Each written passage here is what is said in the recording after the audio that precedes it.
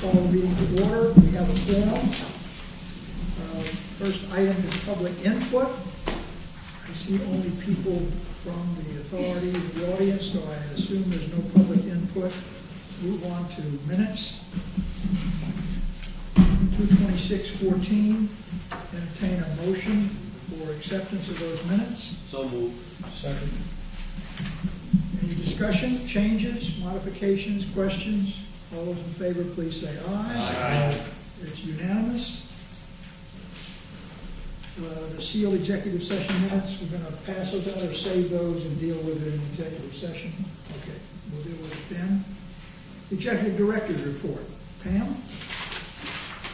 Okay, a lot of things happening this month.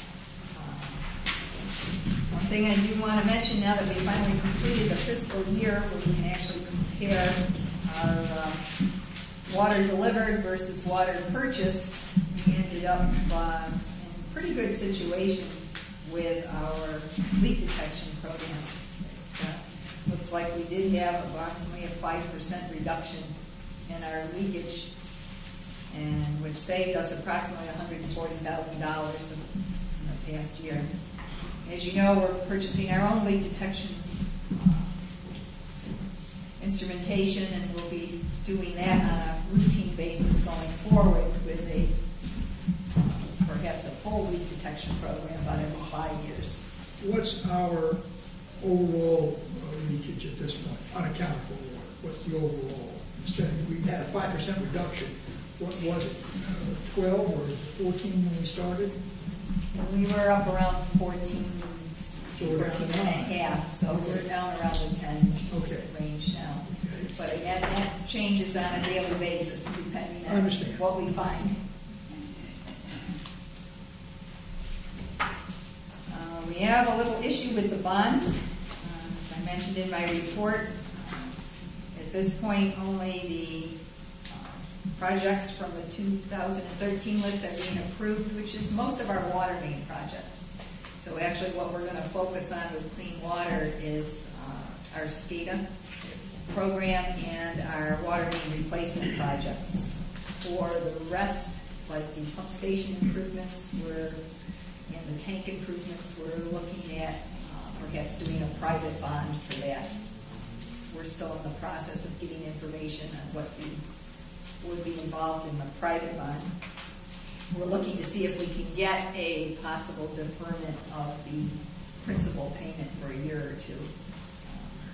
They may be receptive to that, just to be able to make the financing a little easier, which is what we were doing with Clean Water Finance. We can defer the principal payment for 4 to 5 years with that program. So meanwhile, we can pay down our existing bonds.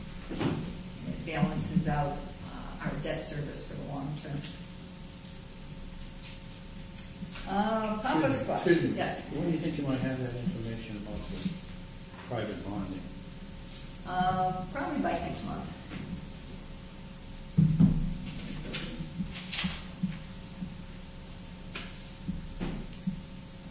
With the Papa Squash update, we do have a bid award, so we'll be talking about that when that comes up. The Pawtucket Pipeline project seems to be a moving target. This was the revised sub A. We are having another one in the works. There's been comments by other agencies. And actually,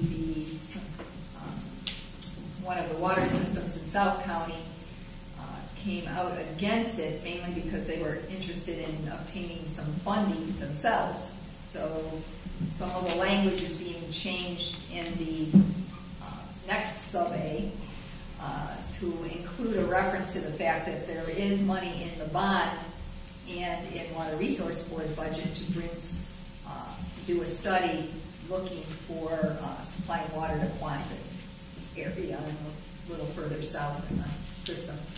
And the fact that the Water Resource Board does have an overall water management strategic plan, and that it did include other connections to the system, and their history over the last 20 years has done a number of connections throughout the state and provided matching funds throughout the state for various Just want to mention too, been talking with East Providence.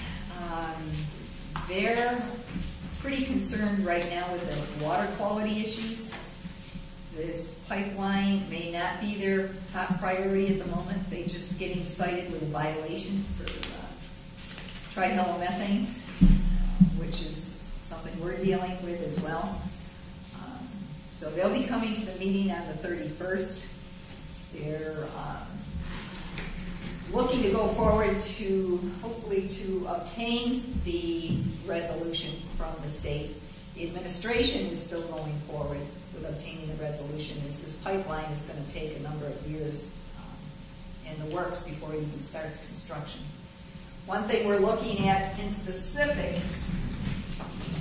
even if there's a delay on the blue pipeline, which is the connection from Pawtucket to the storage tank in East Providence, is to connect this yellow line, which is the connection from where our water comes in from Providence to their storage tank, which also will connect into their pipelines that come from. Is that yellow or Pawtucket. green? Green. It's green. Yeah. And that piece is approximately $3.5 to $4 million. If we got matching funds for it, it would bring it down to a less than a $2 million project, which would make it a less than a $1 million project for each of us, which would, just by having this, would allow either one of us to shut down our pipelines. Because right now, neither one of us can, because we have no other supplies to make up the difference for being able to inspect, check valves, and so on and so forth. And considering East Providence has had theirs in operation since the late 60s, and have concrete water main that goes back into Providence for a significant distance right into the Cranston area, it would certainly be something I would find imperative to make sure we get that connection set up, at least as a first phase of the project. How long is that line, the green line? I don't remember offhand. What you're saying, that would be like a first step. That would be to the total first project. step to the total. We want to get that done, and the advantage is, again, how would that be an advantage to the BCWA and East Providence? Now that would essentially interconnect the cross-bay pipelines between East Providence and Bristol counties. That would be an advantage for East Providence. Us too. If something happens to our line, we can get water. We can get water from East Providence. From East Is that what you're saying? Providence, Okay. right. Because and not just through the fingertips, but we can get it through the pipelines that come across. And they, from us, they may have to pump, but they can get it because you can draw all that water through. Exactly. It doesn't solve the problem if there's an issue further back up the line in Providence or at Situate, but at least it would give us the option, should something happen to the cross-bay pipelines, or we need to shut them down just to do an inspection. And East Providence gets their water mainly from the line that runs, Washington Bridge, the Washington Street area? Is that the line that they get their water from, in that area? The line It's up. actually, Yeah. actually the line crosses the Providence River a little bit north of the Algonquin gas tank Oh, yeah. on the shore there. The old Shepherd's building. Yeah. You'd be Rhode Island. Okay. Crosses there and it goes up on Veterans Parkway, very close to Metacomet Country Club. It comes in up at the top where those medical office park is, right across the street, and then travels up through the city. That's the twin lines. Okay. Thank you.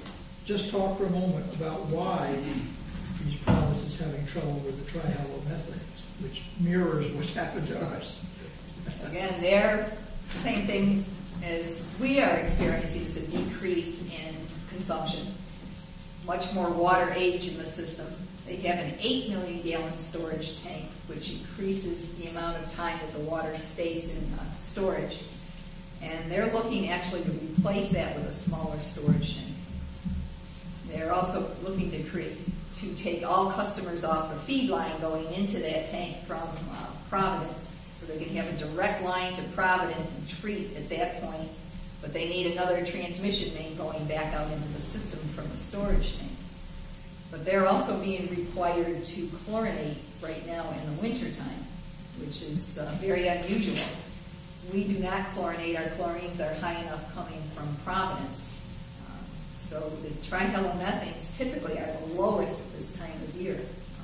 Trihalomethanes react more with, it's the organics reacting with the chlorine, and when the water temperatures are warmer, and the amount of chlorine we have in the water. We ran into an issue, though, where we had a set of samples come out relatively high, much higher than we've ever seen in the wintertime. So we took a second set of samples and split those between two different laboratories. The second set of samples came out more what we would expect in the wintertime. So we believe there's a laboratory issue with the first set of samples, because there's absolutely no reason they should be higher than normal, because we're not adding chlorine, the water's cold. The detention time in the system hasn't increased since the same period last year. So. But we are looking at the fact that Providence has raised their pH for corrosion control purposes, which actually does cause a reaction with the trihalomethanes. You give more potential for forming higher levels. And we're operating pretty close to the limits now that they've lowered them again. But there again, you're looking at parts per billion, and the laboratory is telling us, well, you can have quite a range when you're doing the testing. I go, but they don't give us a range when they set the limits. It makes it difficult. So we did install a treatment system in a Bristol tank last year. We're looking to install one in the Barrington tank, but that won't happen until towards the end of the fall this year. And getting back to what you said about these problems, you said because of the problems they're dealing with now, that they're not going to be focused on the Pawtucket tie-in? That's what they're telling us. They're trying to do a $19 million bond right now for the water quality issues. And how long, did they give you any idea time frame wise? I mean, what I'm concerned about is that we've been getting a lot of, how should I say, question from the town council as to the support that we're going to be getting from East Providence. And I wonder if there's going to be an issue with the town council. The 31st, but everybody's going to be here. Yeah. So we ought to be able to talk about it, because in the final analysis, if they approve with the referendum this fall, the money's not going to be spent.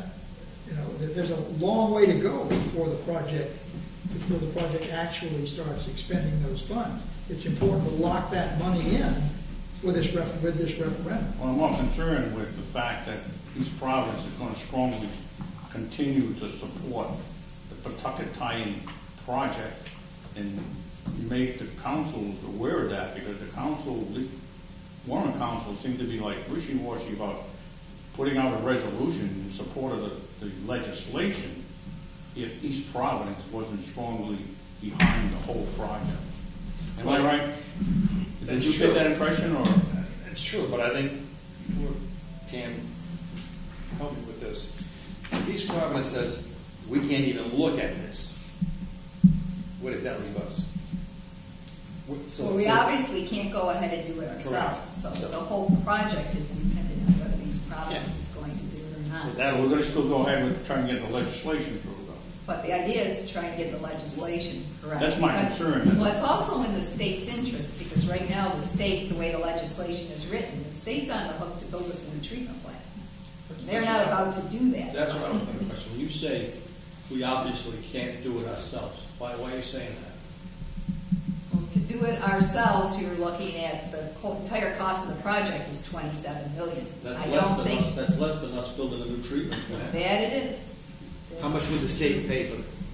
Or how much would be on it? $13.5 million. Well, we're looking at 13.5 from the state, so our portion would be 13.5. Yeah, but you still need the cooperation of East Providence.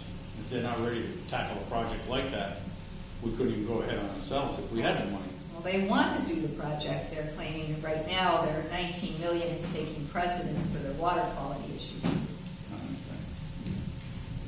Why do you say we couldn't do it without them?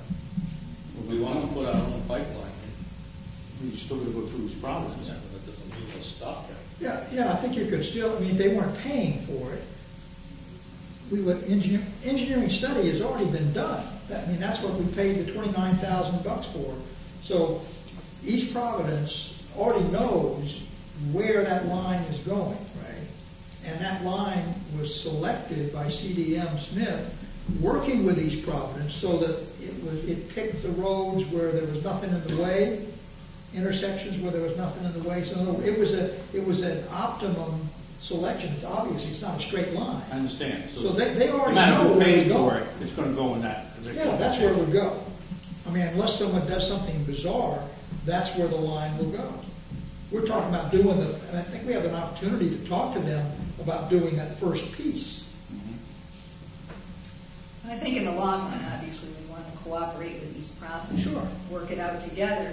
And the fact that, Clean Water Finance can do some creative financing, putting off debt service for periods of time. I think it's something that would be worthwhile to look into overall.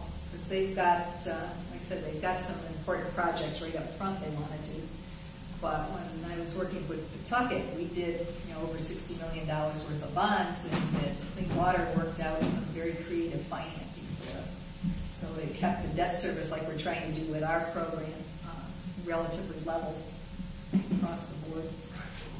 So there's other means of looking at it. I think right now when they hear the $19 million for their water quality projects, adding anything on to that is kind of scary. And why is that such a high figure for water quality? What have they got to do? I don't know exactly, but I know they're replacing the tank. They're building a new transmission main. They also needed to do some water main work. They need to put in a treatment system like we did for trihalomethanes and They're going to replace a tank. Yeah. So they've got to. That's the $8 million. Right. So they're looking at quite a bit of work. Okay? Okay? So the 31st promises to be an interesting meeting. Yes. Where's that at? Here.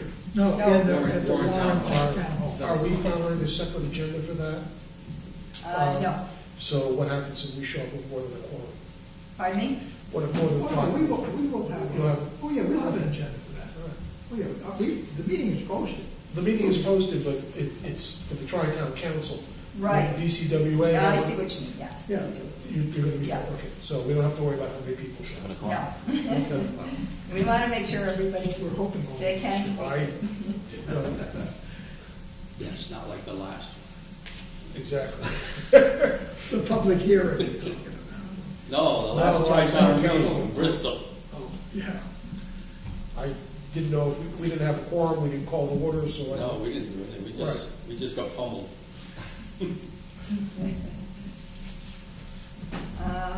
CDM Smith study is pretty much complete. It wasn't fully done.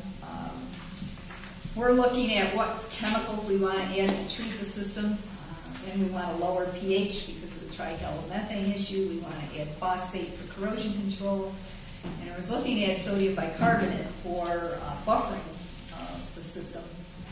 It's looking like that's going to be very expensive, so we're trying to evaluate some alternatives for the carbonate addition. And it looks like we would need 36,000 gallons a month, which would be a considerable volume to be able to maintain tanks and so on and so forth. So we're actually going to go further and looking into some other options. Maple Ave project. Actually, our specs are 99% completed. We just gave you a couple pages. The front page showing where we're located, and then in general in the distribution system work on the second page. We did get Verizon to mark out where their exact locations of their utilities are, and it looks like we do have enough room to work. The problem with cleaning and lining is you have to be able to work directly over the main to be able to put in the equipment. And if there was a concrete boxes over it, which is what Verizon has their utilities in, we wouldn't be able to get access without their moving. So right now we're looking at pretty good, except maybe a couple of areas where we'll have to work with Verizon.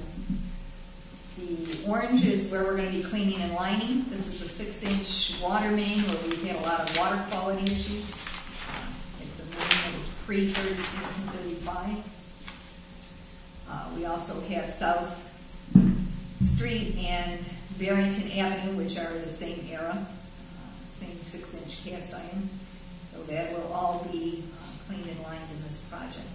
We're looking to start that in the summertime, probably go right through to the end of the year.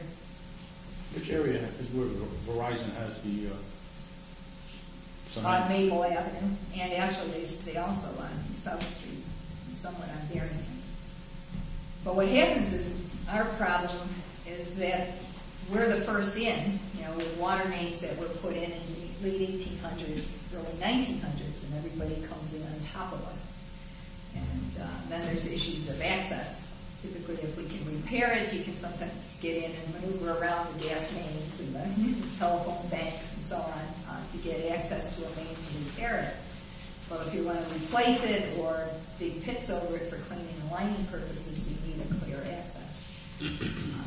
So we've had some issues with, like with Water Street, the sewer lines being put too close to our mains, with phone banks and phone poles being put over our mains and so on.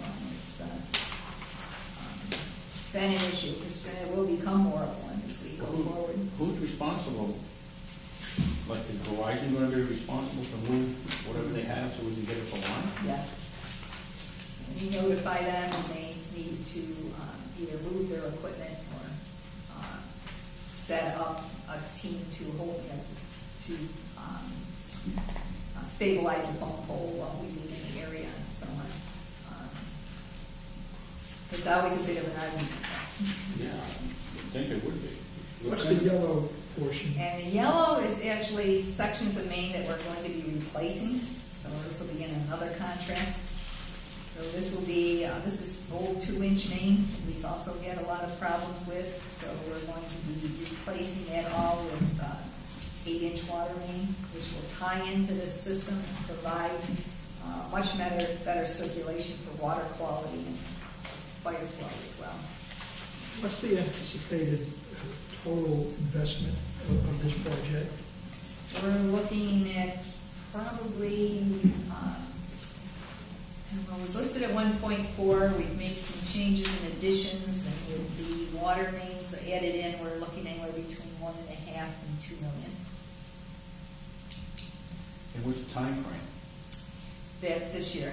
All of that? All of that. Hopefully get this year? Completed by the end of the year.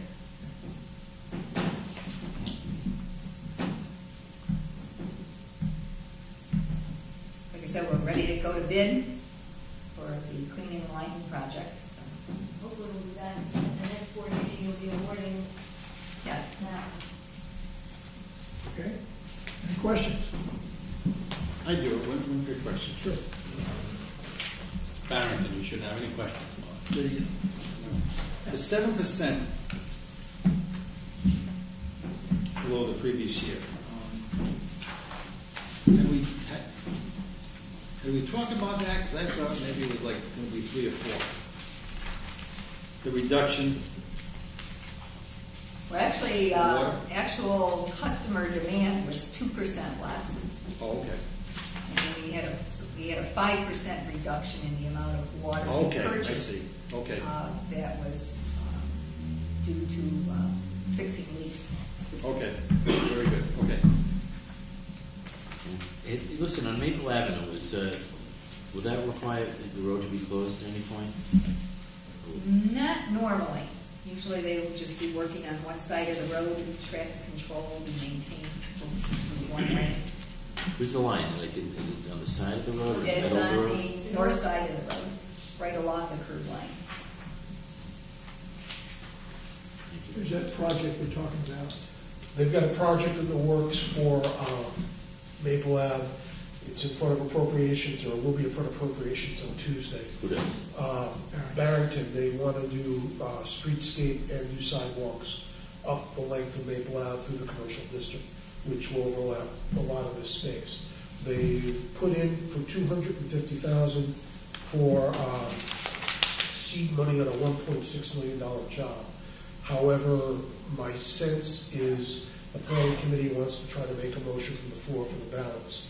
I don't know that that'll succeed, and I don't know that the 250 is going to get through our committee. I haven't had a conversation yet.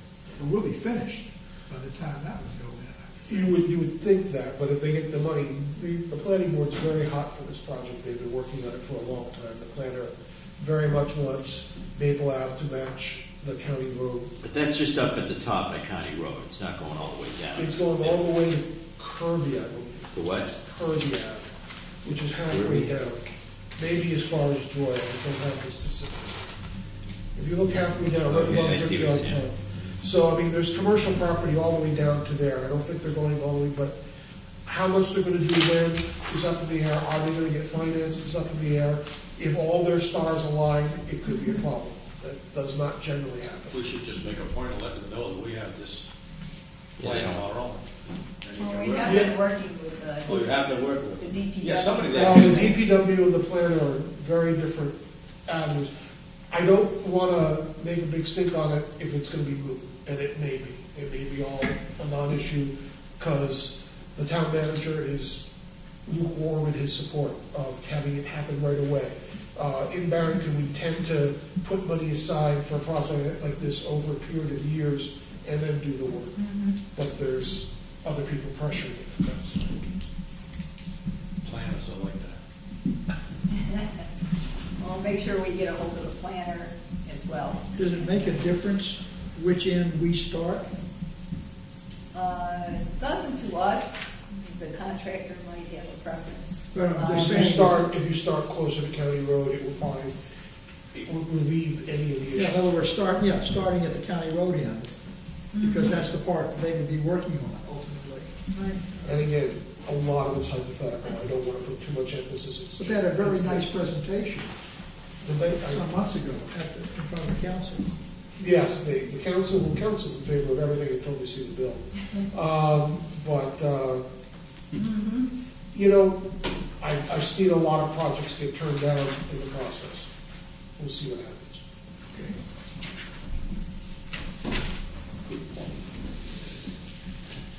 The Flushing, And flushing, our seasonal flushing will begin the end of April. So, getting that moving. The end of April. End of April. Usually takes us a couple months to get through the entire system. 2 vehicles. Fred had asked about our purchasing vehicles. We haven't done any yet, but we were in the works, looking at all kinds of information, and what would be appropriate, and what's the most economical way to go. Ken did do an awful lot of analysis over the past few months, and we ended up replacing 2 vehicles off of the Massachusetts state bid list. We did check with the local vendor, sent him the bid to see if he could match it, and he was over by a significant amount, actually. So, as I said, we were looking at the best way of leasing or purchasing or whatever the vehicles. We ended up with our line of credit as the lease cost option. And, we'll pay that back just as if it was a lease program. What was the cost? They were about 24,000 each. Oh, that seems relatively inexpensive. That was pretty inexpensive. It was, actually, the F-250s with a club cab. Club? It's just so they can put all their documents and so on in the back. 4 men in a truck. Only 2. As I mentioned, legislation, awful lot going on, or there was, and so we had a big shakeup, so we don't know how many of these bills will actually end up going forward, but we've been keeping track of most of them. is Yes. there a bill in the Ocean State water system that came up? Not last yet. year? That hasn't come back yet. Not yet. It's still being talked about. It might be because of the political situation, it may not come up this year. We'll see. Sue also attached an engineering report. It lists all the projects she's working on, and also gives you a schedule. Could I ask an informational question on the Susan report? I noticed a couple of mentions about slip line. Does that create a reduction in the cross-sectional area of the pipe? Obviously, yeah. And how much, by a percentage? I'll go, I have a sample upstairs, I'll go up and get it for you, but it's, I would say maybe a quarter of an inch all the way around. It's a material fabric, looks like fire hose basically going inside of the pipe. So yes, the pipe will be slightly smaller on the inside. They do the similar cleaning, just the same as cleaning and lining with concrete.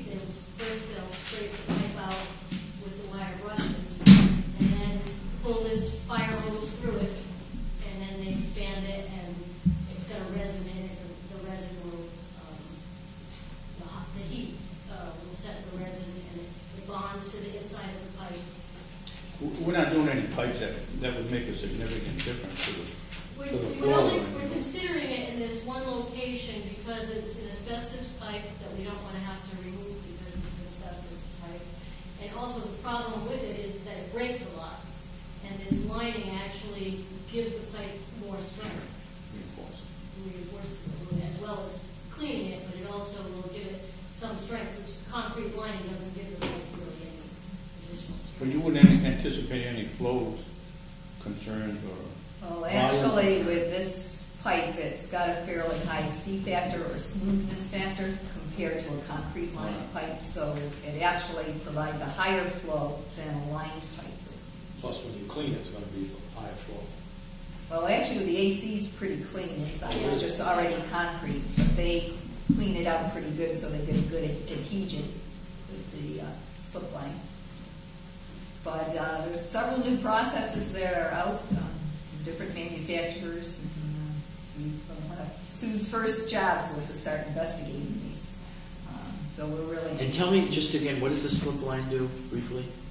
It forms a lining inside the pipe, so it's, as Sue said, it's like a woven membrane. Right. It fits inside the pipe, bonds to the inside of it, forms a structural coating on the inside, so it actually holds up to pressure and outside and inside pressure, just as if it was So another the purpose pipe. is to strengthen the pipe? And the purpose is to replace the pipe, essentially, in one respect, because it was much less expensive to do that than to take the pipe out of the Oh, I see what ground. you're saying. So that in and of itself is essentially a new pipe by having that inside the old Right. pipe. What do you do with the stuff that you clean out? They throw that out. Well, Not down the storm What do you drain. mean the stuff you clean out? The dirt. The dirt. They scrape, they suck that up and clean it out. It comes out as mineral deposits and grit. Oh, you don't have to put it in a dump truck and dump it somewhere? Well, they do. They usually, when they pull it in a slurry out of the hole, it pulls in the hole, they usually use a back truck to suck it out. But this also allows for doing the Where's it pipe go? without trench. I mean, similar to cleaning the line, you only need to make trench. Sounds some like a access surgical points. procedure. Right. Right, but those pictures of those awful old Oh, pipes yeah, with the junk in it, We've where got does, some. where does that stuff Well, go? that's the cast iron, and that's iron that's coming out of the What do you pipes. do with that? And Just they the actually, landfill. it comes out as a slurry, and they do suck it up with a back truck, and then they dump it. Dump it, Yeah. dump it where? I don't know exactly. Well, it's not a contaminant. It's not a contaminant, it's just iron. It's just. I think he's got a big hole he It's wants. not good for your garden. Now, the AC Fill- pipes are relatively clean. No, I'd like to sift it for diamond rings and things. That would be the sewer, not the water. That would be the other end. Yeah, that's true. Okay, thank you. Buy a So factory, look at buy the a wrong whole pipe. building factory and burn the floors. Yeah, that's And Randy also attached his report on our software implementation. We actually have CUSI here this week is doing training on the customer service package with his staff in customer service. So we're actually learning how to start implementing that package. We're going to be running them in parallel, our old system and the new system, for probably a couple of months to make sure there's no bugs. You know, Randy's been pretty instrumental in working a lot of those out. Are we on schedule or ahead of schedule? Or, I think we're pretty much on schedule. Okay. Might be slightly behind because there were a number of bugs that had to be worked out between our system and their system. Good. Thought you were gonna say But you're talking unacceptable. about everything finished No. by July. Well, they're looking to go live with the June. customer service package probably by the end of April or so. But then we'll be running it in parallel for a couple. That's as long as everything goes smoothly. And we'll start with the work order elements program. Any other questions? Okay. The financial report. Oh, I'll keep this under an hour, John. sit right here. Actually, it'll be fairly short and sweet. The veteran members of the board basically know what happens this time of year with the roll system, and we kind of can't do too much until the auditors finish as far as February, because the old system only handles a chunk of 1 year, so we can't start March until we close out the whole year before. So currently, we are running two systems. We started the new GL package March 1st, and we're running not everything through it, but we're doing accounts payable, so it's a challenge for some of the workers as they're entering bills in the old system. We're running payments on the old system, and then they stop at the same time. They're entering the bills on the new system, and with different GL numbers, okay, different configurations. And then we run what I call phantom checks, just checks on plain paper that match up, run the weekly reports, see, make sure cash balance is out on both sides. So we've been doing that successfully since the beginning of the month. Good. We're also going to change payroll. Payroll used to be a batch we get at the end of the month from a payroll servicer. We're now, it's kind of opposite now, where it's designed for the new system. So we're getting a weekly download with detail by departments that comes right from the payroll service into the new system. So in that, running the dual systems, payroll goes in the new system first and then comes back in the old system at the end of the month. So one way or another, we're going to be running two systems to do. We're also running refunds to customers, what they call miscellaneous invoices. The only thing we're not doing, we have no revenue downstream. That will only come from the new system when the new system's running. But everybody's working hard with that. And we're starting this time of year, we prepare for our auditors to come in. They generally come in, I generally have about 6 weeks to prepare for them, from March 1st until the middle of April. And when they come in, they're here for anywhere from 2 to 4 weeks. Last year they were here about 3 weeks. Did a very detailed audit. And then they'll give me information back about that second week in May. And then we enter all that information back in our system, run our draft financials, send it to them for final approval. Once they give it the blessing, we go ahead and do our annual report with everything loaded in there, write our MD&A, and it's a very, very busy time with running in COSI, we may start the dual billing systems maybe in mid-April at the same time. So it's going to be a very busy time for us.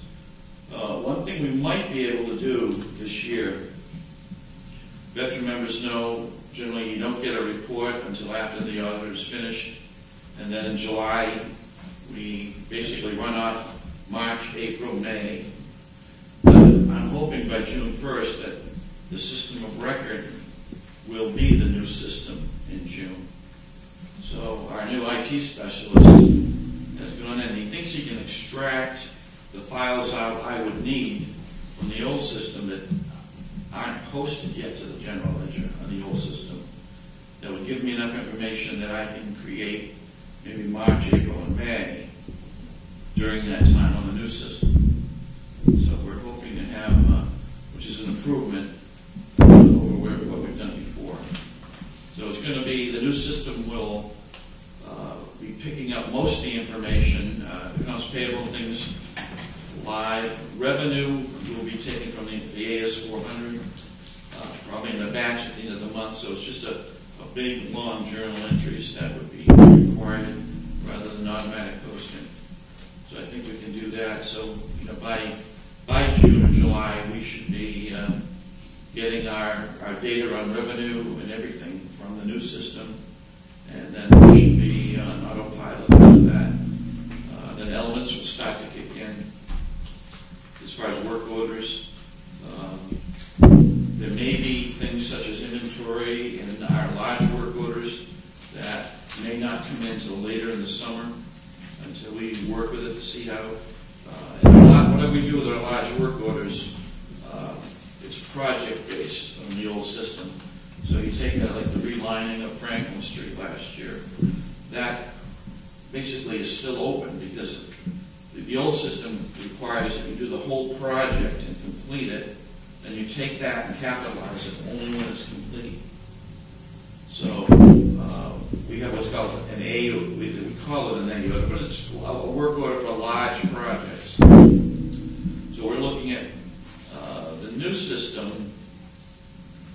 We have to work out between the elements package and the billing that has a work order package and the general ledger package, but all have job or work order abilities. We're going to see what fits the best. But I think what we're going to try to do, because that's one of the things the auditors come in and they review all of these to make sure, like they may say, well, it's 90% complete, I want you to move the 90% in. But we do that as a journal entry, but it's still kind of hanging out there. So we're trying to clean up as many as we can this year before we move everything into the new system. So it gets a little complicated there. As Pam mentioned, we were in the process before you got here.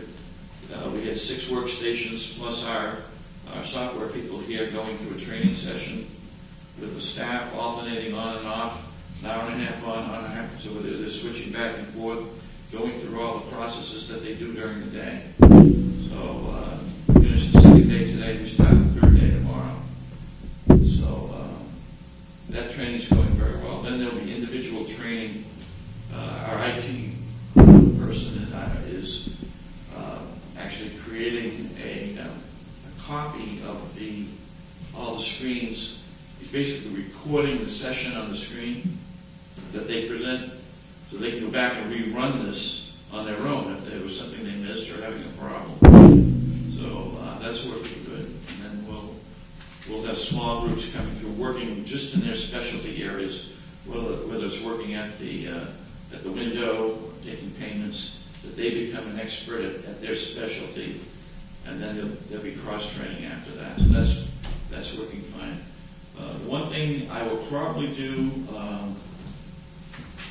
going through all the fixed assets now, looking at everything we accumulated during the year, what we're going to depreciate. This will be the last year, hopefully. I have to prepare there's about 100 manual schedules and reconcilements that I have to do for the auditors. The system gives you nothing right now. So I'm in the middle of that, and we should should be ready for them by the middle of April. So once the new system should be able to produce those schedules automatically for us. So, and we'll be able to, next year, we'll be able to move right into March, April, without pausing those 3 months. We don't have to stop just because it's the end of the year with the monthly financials. So that will be better for everybody. That's about it. I should have, I think last time, I'm going to try to do what I did last year, is the auditors don't like a prepared end-of-year financial being distributed, because if it gets out, it's not the one on record. They want to wait until for the year until they finish. But I'm going to give not the detail that I usually give every month, but maybe just a highlight of where we ended up at the end of the month. I did that last year, I believe. Yes. It was just kind of either narrative or I'll see what I can do. But it would be standard draft, not official, whatever, until because they can cause some swings in revenue. Last year they thought my unbilled estimates were low. It made me bring in another $100,000. So there's all kind of things to play with, the depreciation, what's capitalized, and some of those numbers are all about. So, when might we see a final, completed financial report for this fiscal year? the final official one will be just like last year at the annual meeting, and I think we were able to provide the board with a copy about a week ahead or a few days ahead. That's the end of May, correct? Right? That's the end of May.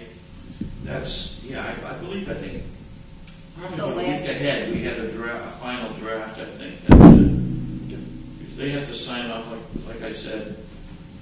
I make all the entries and adjustments that they give me, then I send it back to them, and they have to give it the thumbs up before we publish anything. So,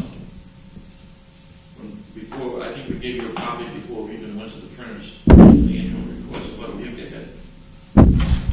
So that's where I stand right now. So, any questions? Very good. Stay tuned. Thank you. Thank you, Mark. Wonderful job. Top Squash Pipeline Construction. Yes. Sorry you had to wait for this, but we just finalized it this afternoon. And we wanted to get the bid into the board because we want to start with the construction meetings next week.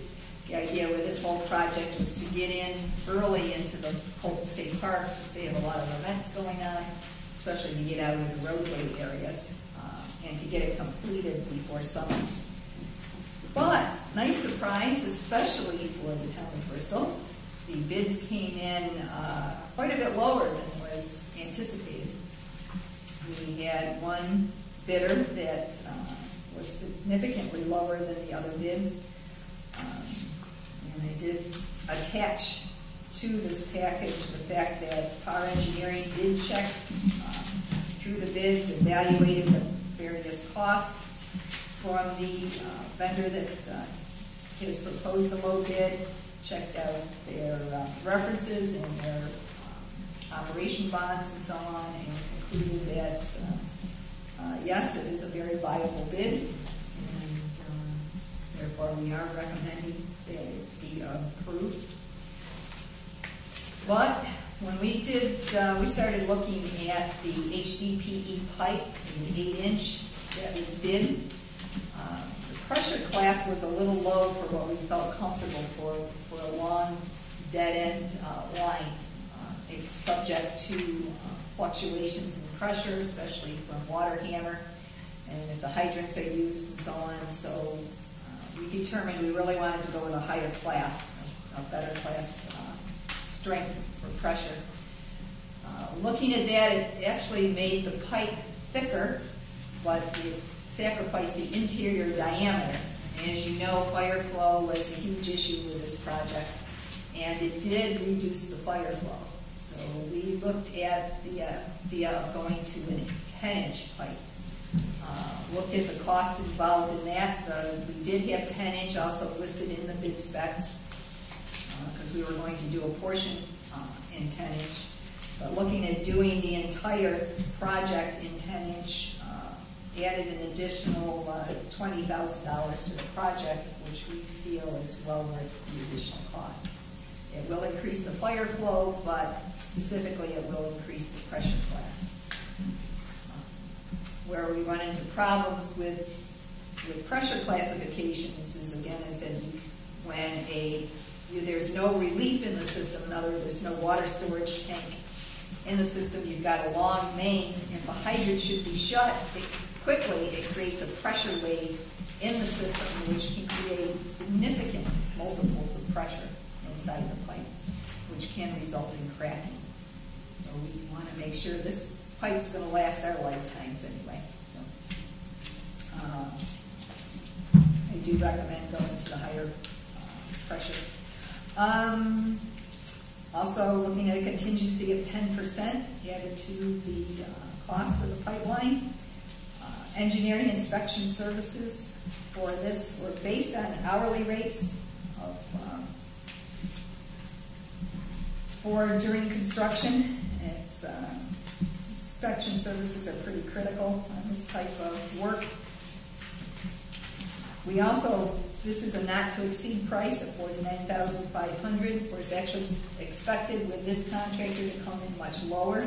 He's foreseeing, why he bid lower, he's foreseeing going through at a pretty fast rate on this project. So he's actually shortening the number of days that he expects to be out there.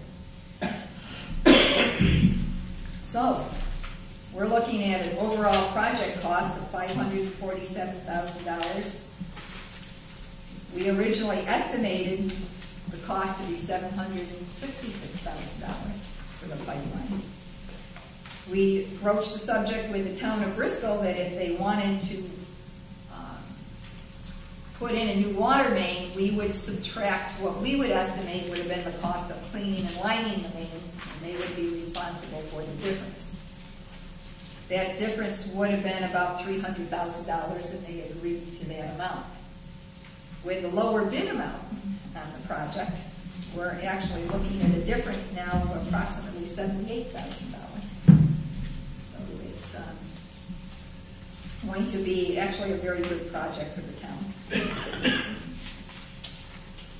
Have they been notified of those new prices? Not yet. We just got all this together this afternoon, Okay. and I wanted to obviously present it to the board first. Tell them before Monday night. So the motion you want tonight is to award the contract to Parkside Utility Construction, yes, for the 423,200, that's right. and then you want another one to award the contract to PAR for inspection services for 49,500. The contingency is just something we set aside. We don't need to vote on that, do we? Well, it's part of the project cost, so Okay. we should. So we just vote that a It may or contingency. may not be spent, but we're to have a total project allotment. Okay. So we can do this in one motion, I presume. Unless there's a question or what have you. I'm sorry, do you have a question? Yes, I do. Parkside has done work for us in the past. It was nothing but a nightmare, it was cost overruns, and we had to hire a contractor to go in there and clean up. Some of you members on the board must remember, they did Ferry Road in Bristol, they did the Barrington Bridge, and they did other projects. And every single one turned into being a nightmare. You're saying this company that has put in the lower bid, that's who you're talking about? Yes, I am. I'm looking at the top of page 2.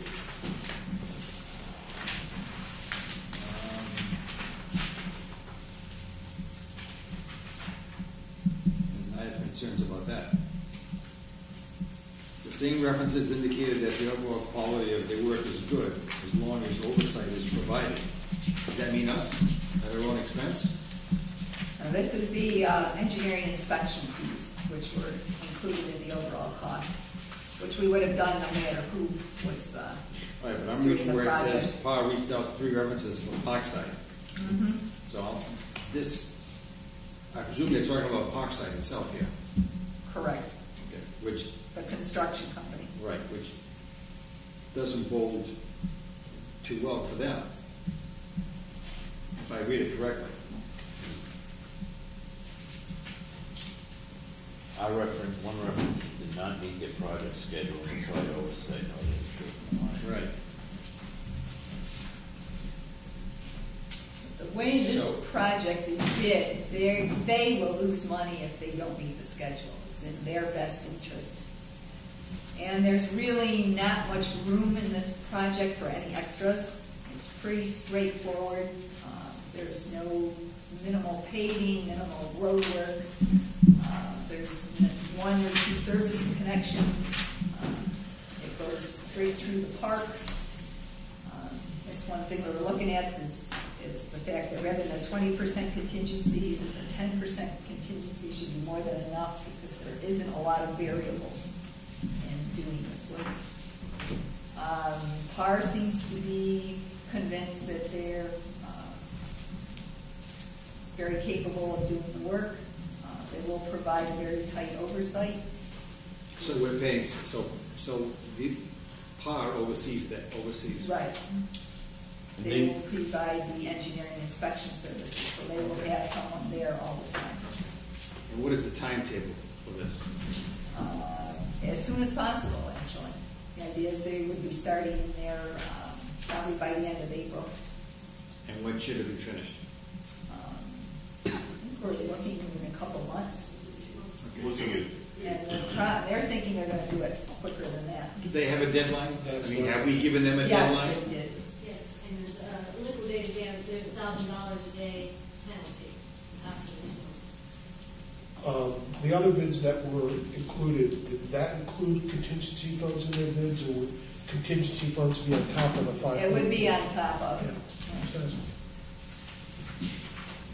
They recommended had some recommendations in their last paragraph here. We're gonna make sure that this is carried out. If they're making the recommendations, if they're gonna be the inspection, do our inspections, I would assume this is something that's gonna be put in the contract, their recommendations here, qualified, something about the foreman, having an experience, make sure they have a foreman that has experience in this type of buried pipe, so on and so forth. A couple of OSHA things. Correct. That wasn't in the specs. Those are standard though. That wasn't in the specs. Yes. I would think so. Staff recommendation is to go with Parkside. Pam, what does it mean? PAR recommends that ECWA perform full-time construction observation. They choose to award this contract to Parkside. What does that mean to us? Well, if there was, we will be providing full-time inspection services. We intended to do that with whoever got the project. That's what the $49,000 is Right. for. So it's not us here or the other staff who have to pay someone That's correct. to watch us do that. They provide an engineer who's very well qualified in inspection services. That's standard practice? That's standard practice. They did that we had a very excellent inspector for the upper Papa Squash work. And, You're talking about PAR. Potter did, yes. Okay. And they did a really good job. It was right on top of everything. I guess it gets back to the confidence we have in PAR doing what they have to do, I guess. Well, you have to, if we have confidence in PAR and they're recommending them, that. If we don't go, Well, what's what's the the reason alternative? not to? Correct. What's the alternative? No. I can appreciate the concerns about the work. I'm just putting it out there, that's all. A That's bid, all. a bid is a bid. If we didn't award, I'm sure there'd be a legal No. challenge. It'd probably cost us more than it would to watch them. Well, I think we plan to watch anybody. Exactly. All I'm getting at is, But we still have to ask these questions. You know, because the bid, for me, the bid is so much lower than the others. No, he needs to have to work. make sure that we cover all those bases. I'm not saying that we don't, I'm not saying anything against Parkside, I'm just saying that we as a board have to make sure that everything's been covered. What would be the situation if their cost overruns exceeding the contingency? Well, we would have had to agree to them during the process. That puts us in a very bad position of having a half-finished piece of work. And, oh, by the way, it's going to cost the extra $100,000. It's, in this type of job, there are some jobs that are, a much more major job where that can happen. It's very rare we've ever gone above a contingency. In this case, we really don't see any place where they could add additional work. Isn't this mostly cost contract? There is a cost in the contract for rock as well. So a lot of the issues that they might run into are already in the contract. So I definitely do not foresee them exceeding the contingency or even using any of the contingency at this point. There's not a lot to this project. It's pretty much a straight dig through the park. Yeah, this is not on the road. This is It's not on the mostly road, is you're not dealing with cross-country. utilities, you're not dealing with other services. No, There's a lot of just things joining. right, that you could normally run into that might cause extras, but not in this project. So do you think that the other bid is just outrageously high? Because if you look at the comparisons, He needs work, they don't have any work. no, Well, one thing we did have it investigated, because obviously we were concerned at the difference in the prices. First of all, he owns a lot of his own equipment for the plastic pipe, which a lot of them don't. okay. He's part of a major national firm which buys directly from the manufacturer, so his piping costs are lower than what others could obtain. Maybe He that's has the to big pay difference. prevailing rates, so he doesn't have any choice there as far as what he pays his workers. He's betting on the fact that he's going to get it done quicker than perhaps the other contractors. Because the difference in the pipe is about $110,000 right there. Yep. And so you're alluding to that based on the buying As power we're of saying, that's, Parkside. those are fixed costs because he has to pay prevailing rates and you have to buy the pipe, and there's a standard cost, but he is part of a much larger corporation which has an agreement with the foundry, essentially where they purchase it from, where the other utility contractors are buying from the local distributor. Okay. It looks like that's pretty much where the difference is. It is. Off the pipe. Yeah. It is. Because he's more expensive on some items at the end, Yeah. erosion control, for example. Okay, are we ready to vote on this? We entertain a motion to award the contract to, for the Pop Squash Pipeline to Parkside Utility Construction of Rhode Island LLC, $423,200, to award a not to exceed cost of inspection services for this construction project with Par Engineering for $49,500, and to set aside a contingency amount of $42,320. That's for a total of 547, right? Or 20. On page 2, it says the cost of $515,020. Oh, sorry, that was. That should be 547. Good catch, Alan. Okay. So that's roughly $47,000 more than I think we had budgeted for. Well, our portion is the, It was the $469 was plus. the $469 plus financing fees. The rest, the balance was to be paid by the town of Bristol. We're still in the same, our portion is still the $469 plus the financing, and the town of Bristol's portion is actually the portion that got reduced from $300,000 to approximately $78,000. So that was the difference between the cleaning and lining and the main replacement. Okay. But are we going to spend the 547, or is this just the total of us in Bristol? That's the total overall for the project. Okay. Between the two of us. Somebody has to make that motion. I entertain the request to make the motion. So moved. So moved. Is there a second? Second. Okay, so now it's on the Okay. floor. Any further discussion? for clarification, this is just to get the thing going. Okay. How it gets paid for is a separate animal to the divvying up. Okay. Right. Any other questions? All those in favor of this motion, please raise your hand. It is unanimous.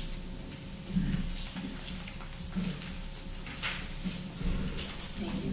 So it'll definitely be one nice to get done. The next item is the GPS handheld survey instrument. Yes, we've been renting the survey instruments. They're fairly expensive, so we'd like to send them back. We did a lot of our work over the last summer, some over the past few months, collecting data. We did go out to bid. We got no responses. We did advertise in the journal and sent out to a number of vendors. Any idea why we get no response, Pam? Just somehow that nobody does, or Well, Ken wasn't dealt large with the enough for someone to vendors. bid on? Some of them we didn't really get an answer, but I suspected that the companies sometimes have distributorship areas that, I went online on the internet. I spoke with the company, the manufacturer itself. One of the prices that I received back was from a local distributor out of Massachusetts who said, oh yeah, I had your email, I forgot all about that. So, it's funny in a day and age when people complain about bad business and you can't get responses, but I did go back out and get 3 price quotes, and they were fairly competitive. They were down a little bit below what I originally thought was budget for the purchase to start with. But there was no explanation other than he admitted he forgot about it. He had my email in the inbox and he never responded. Was that Keystone? That was Keystone. Yeah, I don't know how, we advertise in the journal. I don't know how they nowadays with electronic media might be changing to get away from like the Dodge report, having a company look for bids that advertise in the paper and notify you. So I'm not sure that they participate, those type of companies participate in that. Okay. so the recommendation is for Keystone Precision Instruments, the amount of $12,118.50. What does GIS stand for? It's Geographical Information System. And what it does is ties a geographic location to each of our valves and hydrants, and then ties it into the mapping system. So when you need to locate a valve, say that's been buried, which quite a few of them get to be paved over, we'll be able to take our tablets, which will have the new system loaded onto it with the maps with all the coordinating data, go out into the road and locate that exact geographic location and let you know where the equipment is located. In general, the GIS system puts any kind of a database with a map, with a location. You get any kind of a database you have for a lot, or a latitude, longitude, or a corner, whatever the database is, here's where it is. That puts those two pieces. So would you have to input the location of all these valves, first of all? Right. We hired summer interns last year, and they went through and did all of the hydrants. Oh, I see. And they did all the valves on the side streets. We didn't have them go into the main streets. But so we have a database right now that has essentially about 80% of our system lined up to it. That's going to be. I was going to say, actually, the Maple Street maps that Sue produced, she used that system to produce those maps in-house. This one right here? I didn't give the Not actual. the excerpt that you have, just, Who's got it? The detail sheets for gives you more detail on the location of on the pipeline. And you rented these machines before? Right. we have one, yeah, we And have who, ones. did Keystone manufacture ones you ever rented? No, we rented Geoplane, which was one of the other bidders, but they were higher price than Keystone. Geoplane is out of Texas. Keystone is actually out of Milford, Mass., which is better for us if we had equipment issues to deal with locally. But basically, the data that I got was from Barrett's, town Barrett's. That's pretty. Base map. The underneath layer was from from Barrington, and we just put our valves and our hydrants on top of it, and it all comes together. Once you have a GIS on the map, you can put layer after layer after layer of your database. So it's very powerful tool. And then what you can do is each one of these points that you put on a map, like a connection with a service line, or you can connect that to a meter, to the database. And so when one of our operators is in the field, he can just click on that, say that service line, it'll bring up all the customer history, as well as any information related to that customer. Or to a valve in the field, we'll eventually have all the history as to when it's been operated, the size of the valve, how it operates, any of the manufacturer's data that they might need in the field. So all that information will literally be at your fingertips. Police use programs like this. They're making a call at 3 Elm Street. They can see if there have been other problems at 3 Elm Street, if they have a dog, if they're gun owners. They can see the history of what's going on at 3 Elm Street, okay, while they're on the way going there for a special call, because they tied in the location and all the databases. So it has a lot of uses for us, obviously, for the water system, but towns are increasingly using these systems to make their operations more efficient. Anyway, motion to buy this from Keystone Precision Instruments. Can I ask you a question? Yeah. I'm looking at this paperwork here with Keystone, and there's two, what was it, they gave us 2 options, is that what happened? He gave us 2 options, we have to make a decision. When I was drawing the specs together, dealing with Trimble, who's the manufacturer of the unit, the difference in the price of 2 antennas. There's one called the Toronado antenna and one the Zephyr. The Zephyr, when I was putting the specs together, looking at the manufacturer's suggested price list, that Zephyr antenna was about $2,600, and that would be used at survey level. You know, a property survey down to the very 100th of an inch. We don't need that. I didn't feel we needed that to locate the hydrants and the valves, because as long as we're within 5 inches, we're good. So the Toronado antenna was, I think, at $1,200. So almost $1,000 difference in the price, so a little bit more. So what they did, though, when he came back with it, he suggested, he said, well, you're going to buy this instrument with this capability, you know, you should get the Zephyr antenna. And I said, well, the price difference. He said, well, if I package this together, I think it's a lot less than you thought it was going to be. So we have to make the decision as to whether or not we feel to make that purchase now, if we needed that capability in the future, if the $400 difference was worth it. So, but your decision, your recommendation is not to.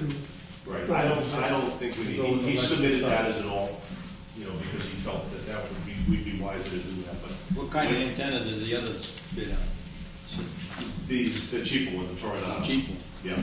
So even with that $400 difference, he's still lower than one of the other bidders. So the motion then should be to purchase the Trimble GPS locating equipment, including the Tornado antenna, for $12,118.50 from Keystone Precision Instruments, Allentown, Pennsylvania. Someone make that motion? I make that motion. Don, second? Second? Any other questions? All those in favor, please say aye. Aye. Those opposed, it's unanimous. Okay.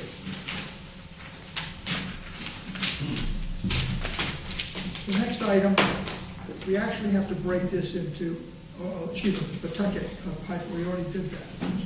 No, the Pawtucket pipeline, pardon me, Article 8.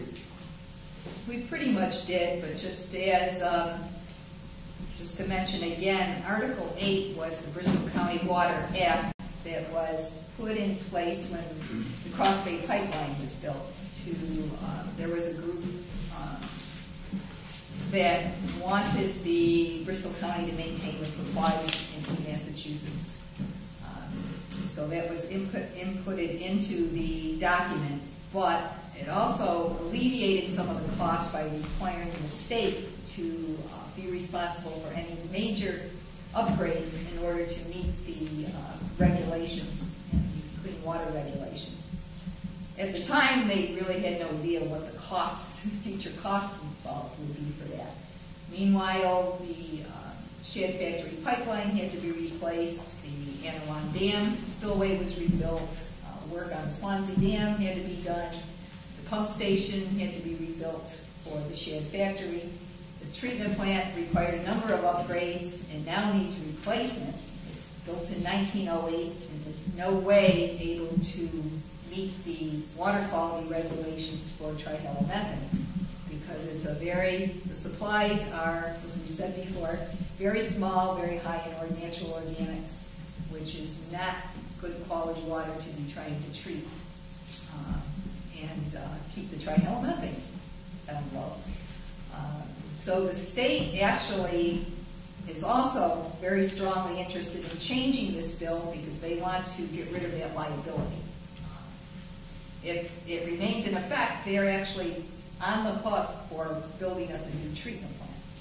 And looking at all the costs involved with the Shad Factory, with the dams that need work, we're looking at up to approximately $70 million spending on that system for no really good reason, because the water quality is not good, and it is very shallow reservoirs with low quantity that tend to dry up in the summertime when we need the water the most, which was the main reason the Cross Bay Pipeline was built. Meanwhile, the city of East Providence still desperately need a redundant supply. They were looking to go to Pawtucket. There's been studies going on for the last few years that they were bound to determine that they're going to do this. Meanwhile, as we've been saying, they've had other issues that have come up. So the idea is we still need to go forward to put this project on the books. It needs to get done probably sooner rather than later, and that the state has a major interest in it. Bristol County has a major interest in it, and actually the city of East Providence does as well. It's kind of where we're at. And this will be further elaborated on the 31st again. Yes. One more time. Do you think you will have an opportunity to meet with East Providence to go to East Providence and meet with them before that meeting of the 31st? Actually, we are trying to get a meeting set up, but informally. Okay. I have a question. Sure. Clarification. The $70 million liability the state wants to get rid of. If they are successful, is there legislation that is being considered that will shift that liability to us? That was the original legislation. That's why it was written. Is that still a part? We did get that changed. That our liability goes away when the Pawtucket pipeline is built. Now we've got a situation, if that doesn't get built, we've got to get that language changed, so we still are not liable for that situation. Obviously, it hasn't been voted on yet, but the language hasn't been officially changed yet. Correct. So there's a number of versions still floating out there, so we will be looking at that. I'm a gambling man, and I know the biggest variable in the game is the house. What are the odds that we could get stuck with a $70 million liability? I would say not too likely. 10%, 5%? I think very 5%. Very unlikely. Just a concern. Because I think on the other hand, there would really be no point, even if it was in legislation, for us to even go forward, or for them to try to force us to go forward. Yeah, but they do lots of stuff that has no point. They do that. That's true. That's true. But there is, and I don't know if you're aware, there is $6.9 million in bonds still outstanding that are also written into this legislation that are to go for maintaining those supplies until, it did say until they're divested. But now that, should the Pawtucket pipeline project get held up, we need to get that language changed. And just the way it's specifically written right now.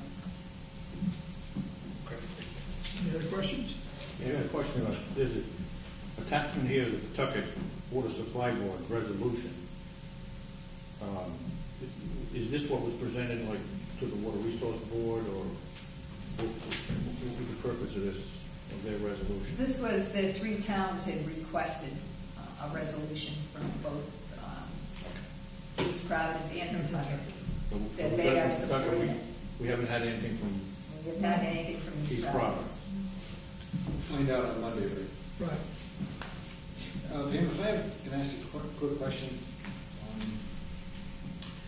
You know, you sent out an email regarding the meeting that if someone had questions, Yeah, submit that's maybe it. 2 of them by the 27th.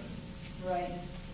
Have you received any questions, especially from the Warren Town Council, was asked either new questions or no questions, or said, here's our email from...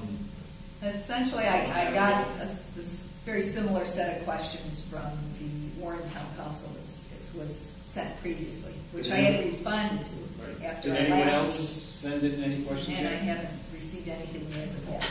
Okay. So Warren is still asking the same questions even though you've answered them? No. Again, they haven't asked again. have they? Yeah, Since when? just this week. Since your last explanation? with Yes. them?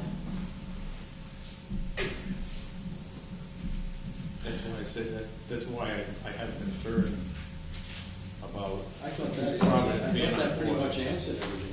What do they want us to tell Well, them? we'll find out. Yeah. I mean, Okay, I don't think we will find out. if it's been answered, we'll find out what other concern they may have. I just wanted to know if there was anything else that... And nothing else at this point anyway. Okay. The next item, I, we're not going to do the performance evaluation part. It's the goal setting part. Performance evaluation will be discussed in executive session. The goal setting, this is, if you will, please. I have, You got one? I'll take that one.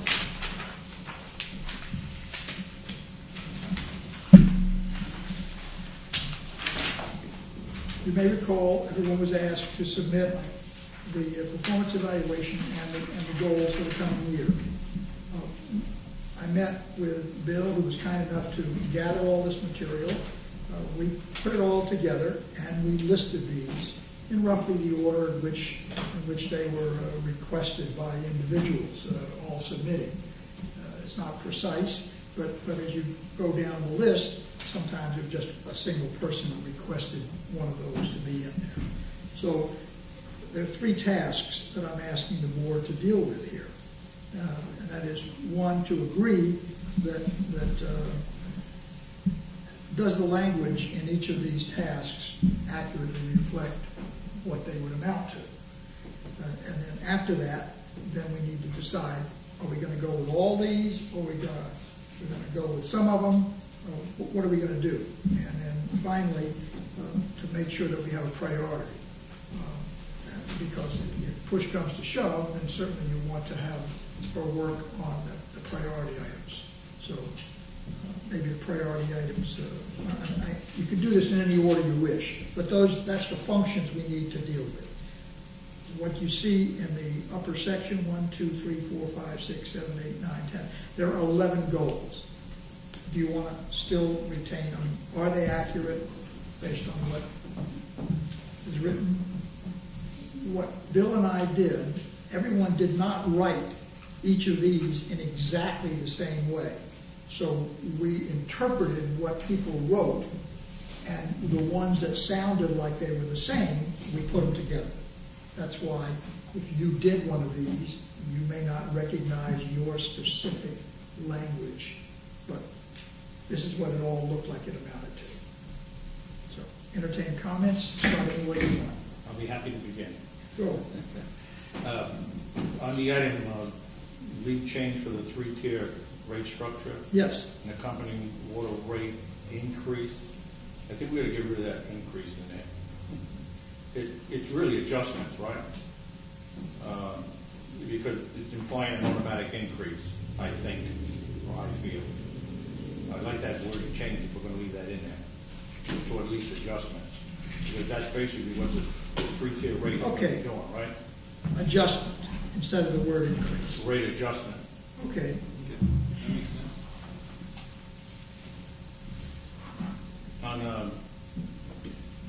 down a little further where it says improve public relations, it's kind of broad. I'd like maybe to think about whether it's and/or public image of the BCWA. Because I know public relations kind of associated with that, but it's kind of broad, and I really like the specific goal to be to improve the public's image of the BCWA. I guess the Now, problem. if you do that through public relations, it may be debated the same. How do you thing. put a metric on that? Well, I that's, mean, the one you just talked about. Right. The change in the creature structure, we'll know it happened, we do it. We'll know that it was completed if we make an adjustment to the rate. We're not specifying what the rate adjustment would be. Similarly, we do the implement the strategic plan and maintain the project schedule. That will be something you can measure. We either are doing it or not doing it. How would we measure improved public relations or any change you want to make? How would we measure Public image. How would you measure whether we have an improved public image? Well, maybe through some of the stuff we get through the press. You know, how the press sees us as it compared to what it used to see us. I mean, I don't know how you measure this. That didn't work. Well, how do you measure improved public relations? Well, I don't know. Well, I'm that's not. That's my point. if I may Jump right in. answer that with a question.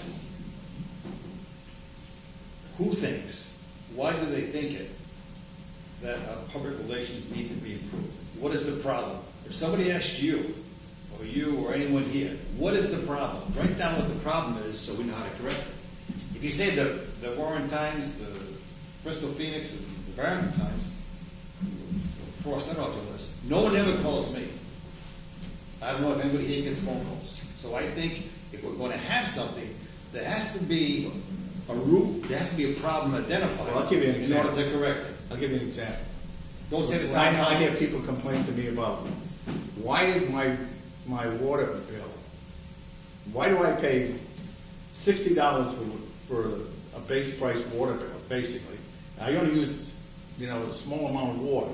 I'm a single guy or a single woman. Okay. And I think that is a form of information for the public, and that trying to make the public understand what the structure and the cost of their water bill is.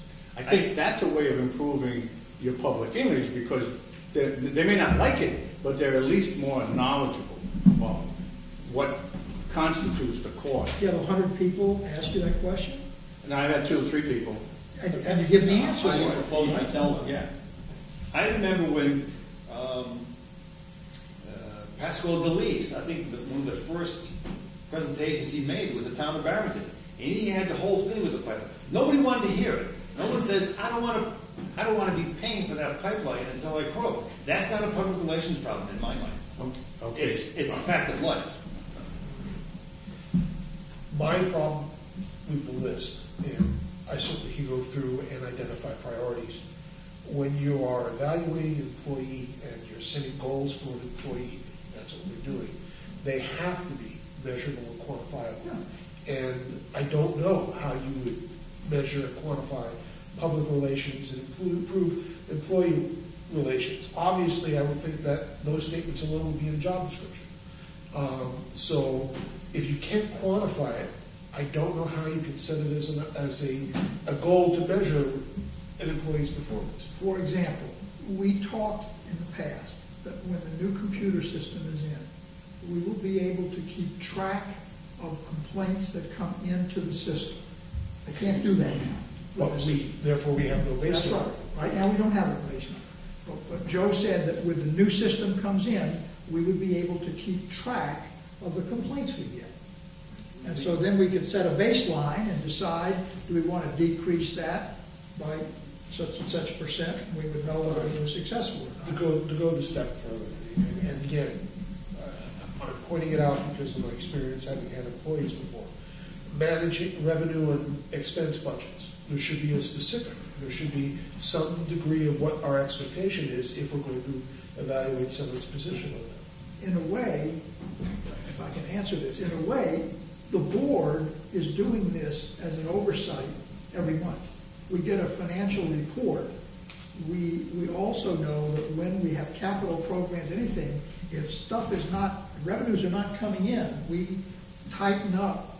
We are very careful about our spending. So the board is on constant top of this with reports that come from Mark and information that. I'm too new to have any references to. But I agree with you. I'm Whether or not we need to keep any of those, the last 1, 2, 3, 4, 5, 6, keep any of those are practical because you can't put a metric on. When I'm an employee, I want to know what is expected of me, what I have to achieve, so I can work directly to that goal.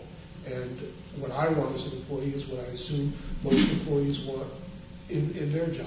And if obviously, I am sure that Pam is working to improve public relations, there isn't really any other way to go before she got here. So obviously, even the worst critics have said it's better.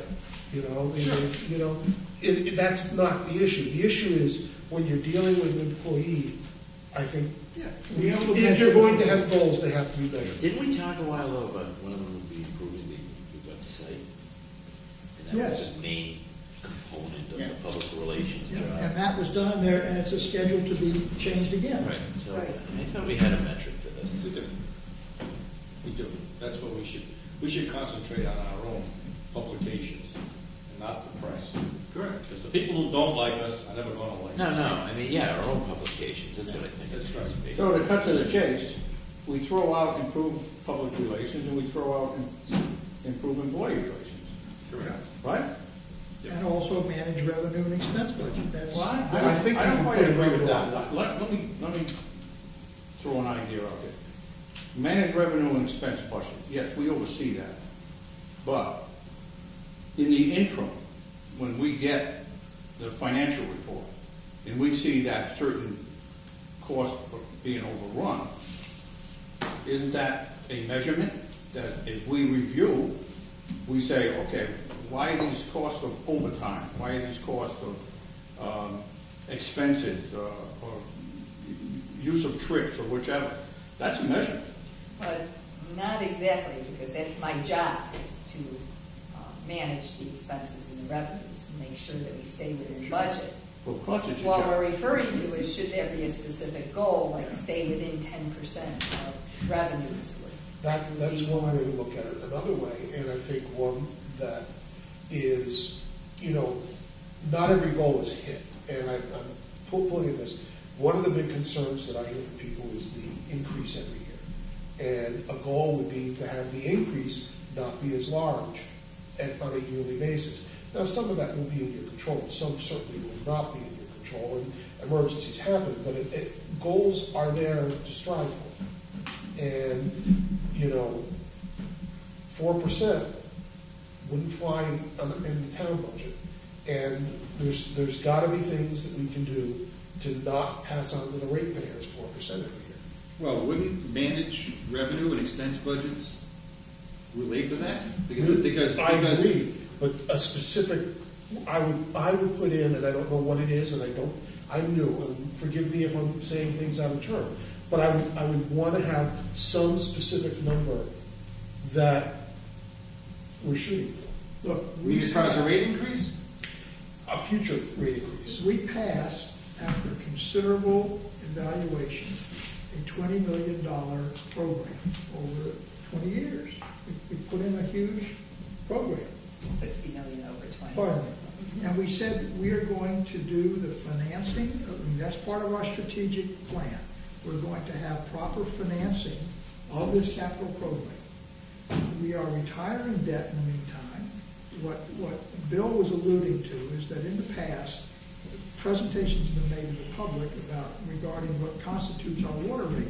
It's $156, I think, something like that. 150 or 56. Yeah.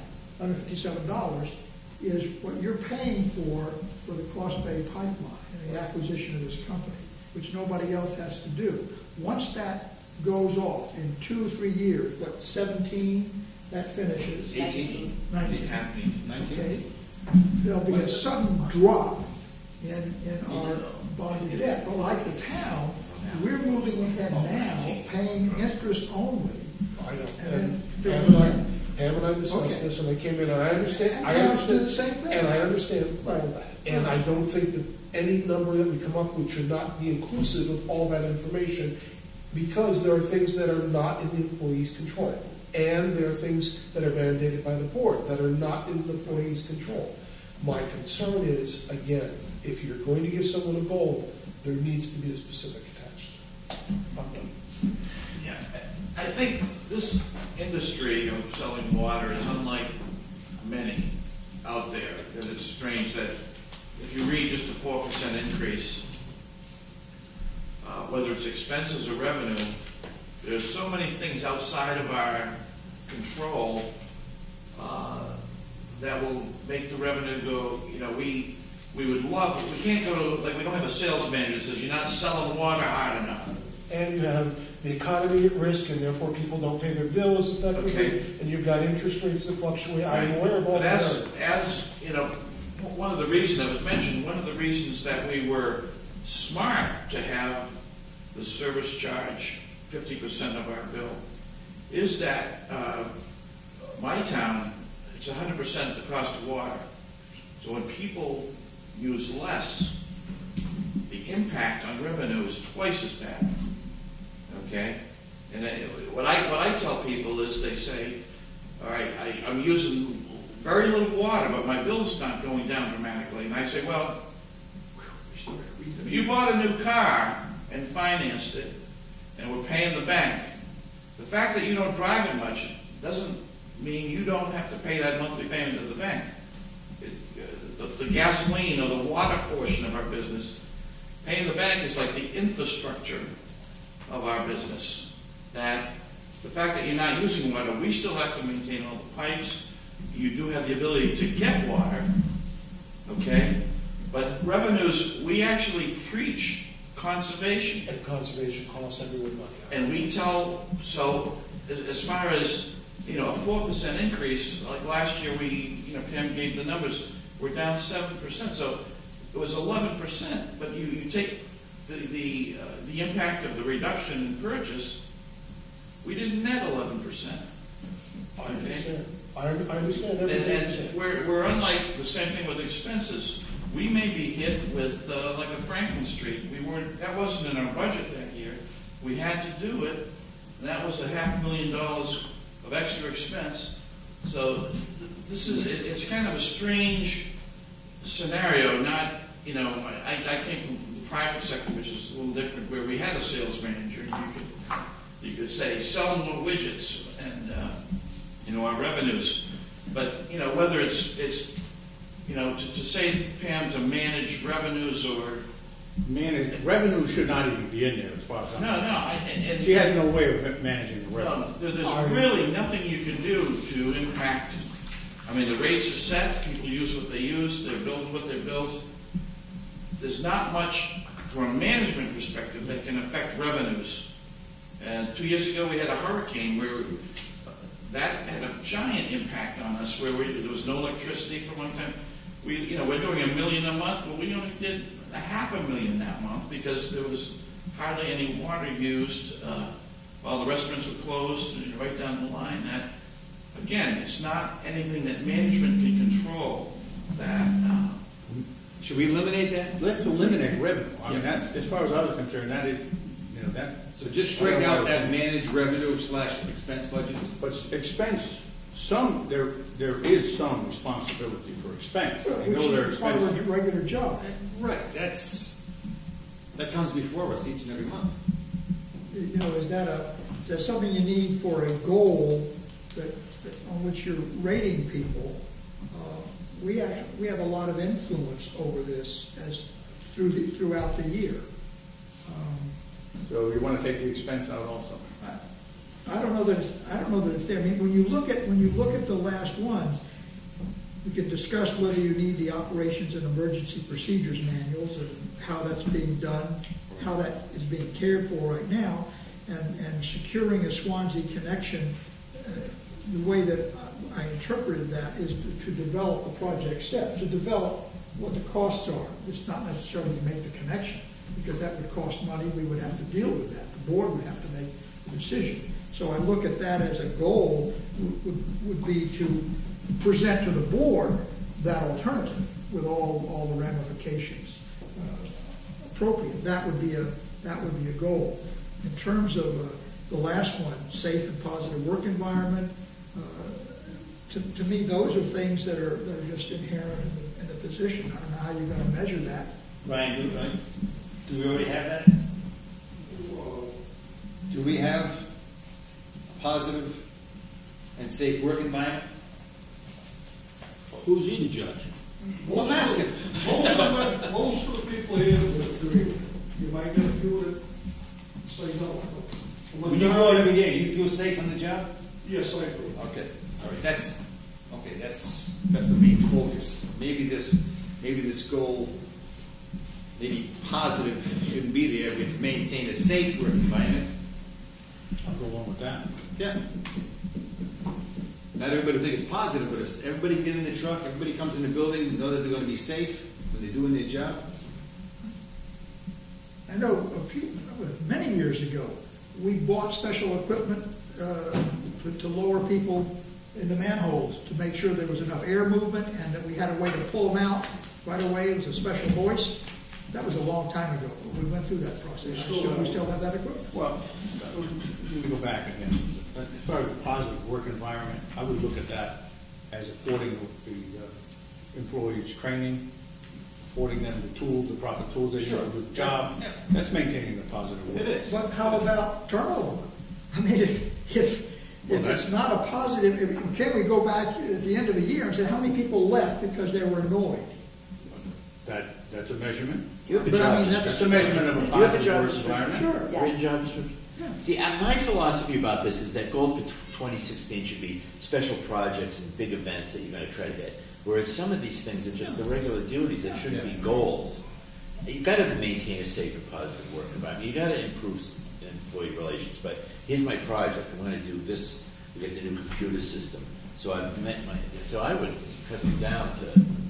I would just say some that of we those should special projects. We right? should take out everything in the last group except for secure the Swansea information. Right. I moved. That's a clear project Right. that you could do or Right. not do, and put that in with Right. the ones resolve the Anawan legal issues, add it to that, and keep the ones at the top. Exactly.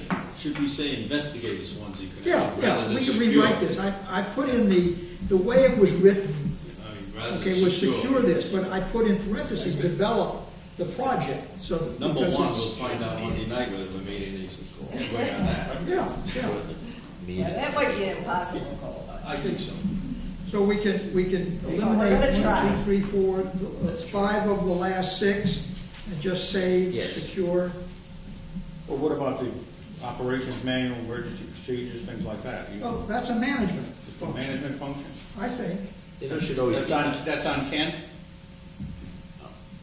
Well, we have an update of our emergency manual, actually, just recently. So it's not- Are these your goals, or these are goals we're supposed to be No, following? these are The goals we're from the telling These you. are goals that you guys and the ones who aren't here all submitted. Okay? As I told you initially, some weren't in the same language, a little different language. This is what Bill and I put together as a result of what everybody report. You didn't do one, but your predecessor gave us one. So that's where this came from.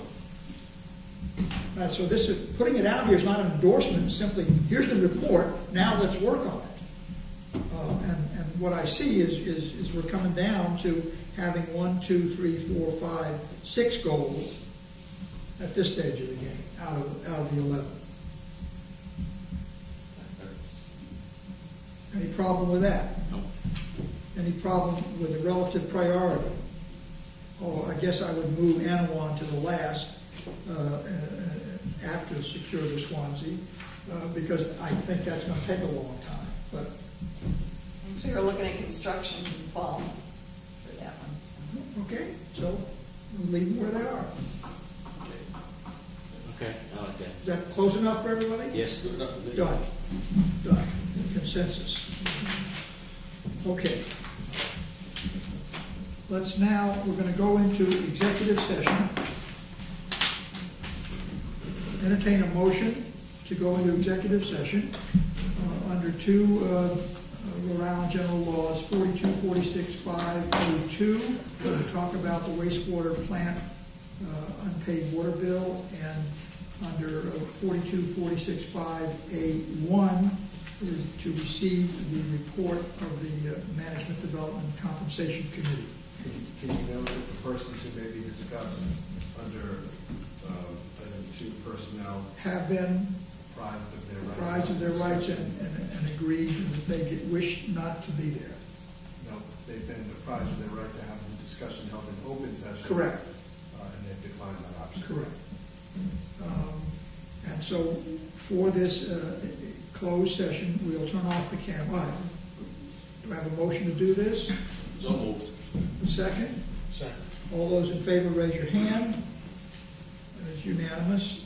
I'm going to ask everyone to leave except for Joe, Pam, and you'll stay with us, I think. And then after that, okay, we're all back in open session. And going back to our agenda, the first item. No, we get a vote to seal the minutes. Seal the minutes. Of executive We session. approve the minutes of executive session. We approve the minutes. So we have to approve the minutes of the executive session. Oh, wait a minute. Then we'll We're gonna vote to seal the minutes of this past meeting, this The last. last meeting. That's what I'm coming back to. That was on the agenda. That was the second item. No, to seal the minutes of the session we just had. You gotta seal the minutes of what you just did. Okay. First? Okay. What do you mean first? Let's just do it. Just seal the minutes. I move that we seal the minutes of the I second. executive session. All right, you got that? That's of the session we just had.